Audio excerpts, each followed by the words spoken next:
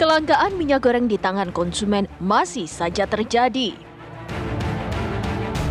Setiap hari terjadi antrean pembeli minyak goreng di berbagai wilayah Indonesia yang seringkali berakhir ricuh. Guna mencari penyelesaian akan kelangkaan minyak goreng, hari ini Menteri Perdagangan Muhammad Lutfi bersama dengan Kapolri Jenderal Listio Sigit Prabowo melakukan tinjauan stok minyak goreng ke produsen. Dalam tinjauannya ini, Kapolri juga turut membawa tim Satgas Pangan Polri. Kapolri Jenderal Listio Sigit Prabowo mengatakan tim Satgas Pangan akan mencari mafia minyak goreng yang menyebabkan harga tinggi dari tinjauan Mendak dan Kapolri. Pasalnya, dari tinjauan, produksi minyak goreng lebih dari cukup serta dijual dengan harga yang telah ditetapkan oleh pemerintah. Mengecek lagi terkait dengan fenomena di pasar yang harganya melompat. Sementara dari pabriknya langsung harga tetap sesuai dengan pemerintah dengan mendapatkan suplai DMO dan juga produksinya 2 kali lipat. Artinya tentunya ada hal-hal yang nanti akan kita luruskan dan kita cek juga ke pabrik-pabrik lain. Apakah ada pabrik lain yang produksinya menurun ataukah ada yang tidak berproduksi sama sekali atau yang tetap normal. Yang sekarang menjadi pertanyaan kita semua dan ini yang kita akan selesaikan bersama Pak Kapolri, bahwa dalam 28 hari terakhir sudah terkumpul lebih dari 500 juta liter minyak goreng yang ada di masyarakat. Tetapi keadaannya meskipun barangnya ada, harganya belum sesuai Pak Kapolri. Dan sekarang ini kita juga masih melihat kemungkinan karena tingginya harga dunia menyebabkan orang-orang yang sebelumnya tidak berpikir untuk berbuat curang, bisa-bisa berbuat curang Pak Kapolri. Nah ini yang sedang kita cek dan kita mau memperingatkan terutama bagi mafia-mafia minyak goreng yang berusaha untuk mendapatkan keuntungan sesaat, kita akan datang dan kita akan tertibkan dan kita akan sikat bersama. Lantas, apa langkah jitu pemerintah untuk mengatasi kelangkaan minyak goreng? Benarkah ada mafia minyak goreng yang menyebabkan kelangkaan di pasaran? Dan bagaimana pemerintah mengatasi pedagang yang mengambil keuntungan besar saat minyak goreng tengah langka? Tim TV One mengabarkan.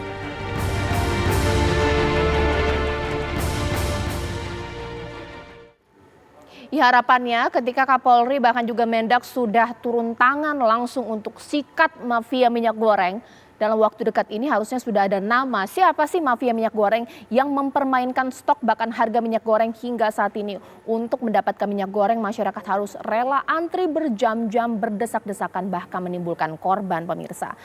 Memang kalau kita runut ke belakang sebelumnya, saling tuding pun kemudian bermunculan. Sebenarnya apakah di pasaran ini stoknya melimpah, ada yang menimbun, ataukah ada pemain besar di balik ini? Itu akan saya bahas di malam hari ini. Sudah bersama saya di studio TV One di sini Mas Abdul Mansuri, Ketua Umum IKAPI. Mas Mansuri, selamat malam. Assalamualaikum.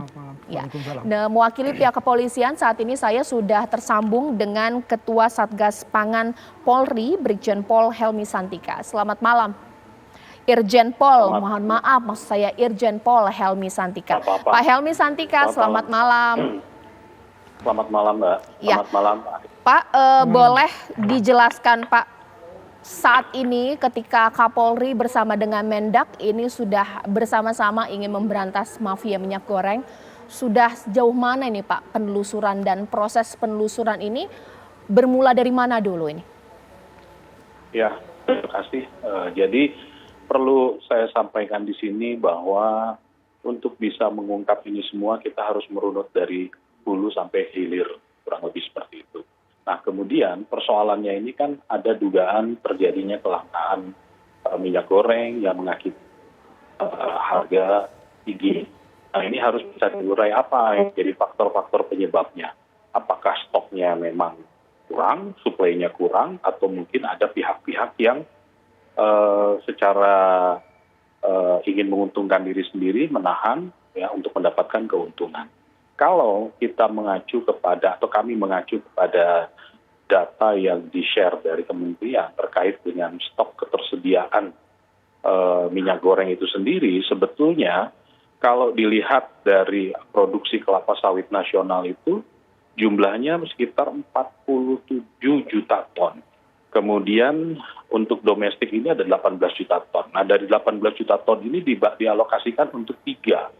Ya, untuk tiga. Yang pertama adalah untuk food atau cooking oil dan lain sebagainya, ini sebanyak 8 juta ton. Kemudian industri ini 1,7 juta ton. Kemudian energi atau biofuel dan lain sebagainya ini sekitar 8,17 juta ton. Nah, dari jumlah ini semua seharusnya stok itu cukup. Kemudian kalau dilihat kebutuhan CPO dalam negeri itu sendiri, ini kurang lebih 5,7 juta liter. Gitu ya, terdiri dari untuk premium, ini saya bacakan saja, premium ini sekitar 1,132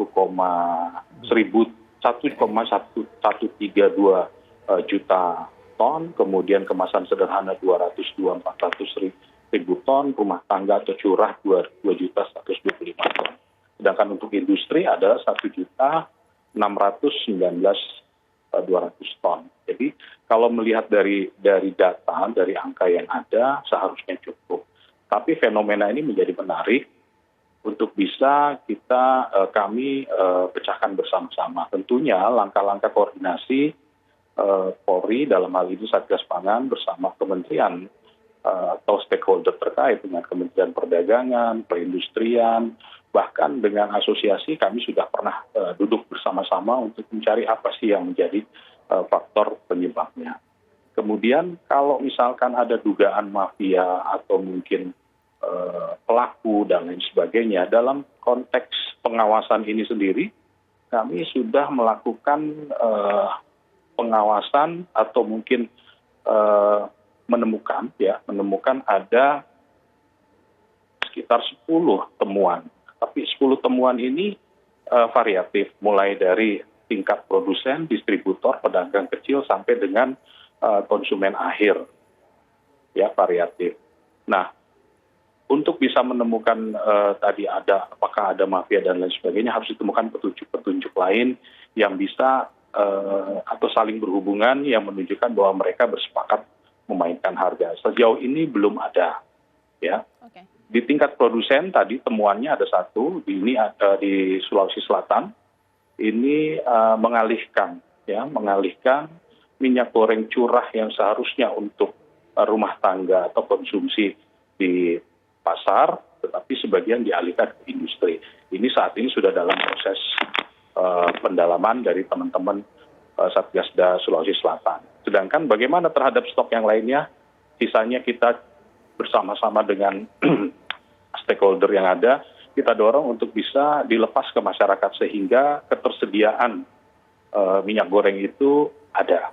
Kemudian di tingkat distributor, ini juga ada temuan di beberapa daerah yang ramai kemarin itu kan di Sumatera Utara. Tetapi setelah kita lakukan pendalaman lebih lanjut terhadap sejumlah stok yang ada, ya, berdasarkan aturan pasal 107 Undang-Undang Perdagangan dan Perpres 71/2015, ternyata stok yang ada itu masih belum bisa dikatakan penimbunan.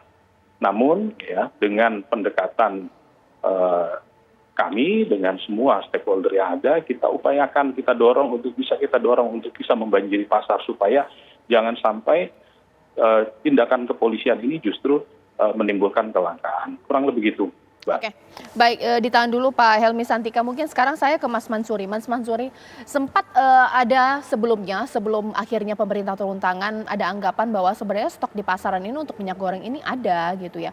Tapi kalau dari para pedagang pasar ini seperti apa sih? Atau sejak kapan stoknya ini sudah mulai berkurang drastis? Saya harus akui bahwa stok ini berhenti atau terhambat sejak HET itu sudah ditetapkan. Harga eceran tertinggi Februari itu tanggal 1. Ada dua faktor sebenarnya yang kami pelajari dan kami telusuri.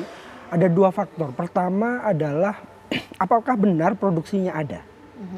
Kalau produksinya ada, masalah kedua adalah bagaimana distribusinya. Karena dua faktor ini sangat berkaitan. Setelah kita masuk ke dalam, Dan oke lah kita yakini bahwa produksi ada. Tetapi distribusinya itu juga menjadi kendala.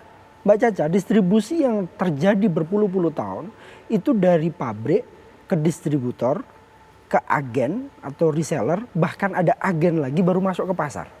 Sedangkan harganya itu sudah ditetapkan. Pabrik ke pasar keluarnya 13.000 harusnya. Tetapi karena masih ada rantai itu yang tidak memungkinkan 14.000 harganya. Sampai ke pasar saja, kalau saya lihat di beberapa pasar, biasanya satu karton, ngambilnya satu karton. Satu karton itu kurang lebih sekitar 12 liter ya, 12 bungkus. Kalau per bungkus 1 liter, itu harganya sudah tembus di kisaran 180 sampai 190.000. Artinya kalau eceran dari reseller itu kami dapatnya sudah 15.000. Apakah harus kami jual 14.000? Nggak mungkin. Pasti di atasnya. Margin kami rata-rata sekitar 1.000. Nah ini yang sesungguhnya didorong oleh pemerintah, Kementerian Perdagangan. Kami sudah ketemu dengan Kementerian Perdagangan. Kami akan coba mendorong agar distribusinya dipangkas. Jangan lewat yang sudah ada. Kalau selama lewat yang sudah ada, saya yakin tidak akan bisa memenuhi HET. Tapi kalau dari pabrik bisa langsung masuk ke pasar. Karena ada beberapa distributor yang ditunjuk oleh pemerintah seperti RNI, PPI, dan seterusnya. Itu kita harapkan bisa membanjiri pasar. Nah ini sebenarnya ukurannya gampang. Pabrik itu, untuk Pak Helmi juga, pabrik itu nyerahkannya ke siapa saja. Kan dia punya datanya. Nah itu bisa dicek, bisa ditelusuri. Kalau pabrik itu menyerahkan ke distributor yang lama dengan rantai yang cukup panjang, sampai kapanpun tidak akan bisa di bawah HET. Kalau dengar penjelasan dari Mas Mansuri di sini, Pak Helmi Santika, bahwa ternyata alurnya tidak terlalu rumit ya, bahwa dari, kalau saya tangkap nih pemirsa, dari pabrik ke distributor dan kemudian ada rantai-rantai kecil berikutnya hingga kemudian ke pedagang pasar. Nah, kan sudah tahu berarti polisi ini se-Indonesia Raya akan mengecek ini siapa distributornya, siapa pabrik yang bermain. Sesaat lagi di Apa Kabar Indonesia Malam.